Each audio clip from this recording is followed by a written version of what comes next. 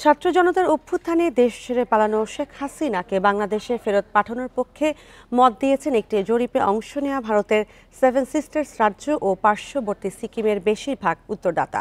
এসব রাজ্যের ৫৫% উত্তরদাতা মনে করেন বাংলাদেশের সঙ্গে সম্পর্ক উন্নয়নে শেখ হাসিনাকে ফেরত পাঠানো উচিত।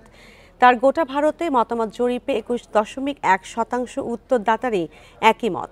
এছাড়া শেখ হাসিনাকে বাংলাদেশের বদলে তৃতীয় কোনো দেশে পাঠানোর পক্ষে দক্ষিণ পূর্ব ভারতের ৮ রাজ্যের ১৬% এবং পুরো ভারতের ২৯.১% উত্তরদাতা। শনিবার ভারতের ইংরেজি দৈনিক ইন্ডিয়া টুডের এক্স হ্যান্ডেলে এক জরিপে শেখ হাসিনাকে ভারতের আশ্রয় দেওয়ার বিষয়ে পাঠকের মতামত যাচাই করা হয়। তাকে ভারতে আশ্রয় দেওয়ার সিদ্ধান্ত সঠিক ছিল কিনা এমন প্রশ্নে উত্তর পূর্ব ভারতের ২৩% এবং পুরো দেশের ৩৭.৬% বাসিন্দা সমর্থন দিয়েছেন। তারা মনে করেন ভারতের মিত্র হিসেবে আশ্রয় ঠিক ছিল। আবার অনেকে মত দেন যে শেখ হাসিনাকে এখন তার দেশে ফেরত পাঠানো উচিত।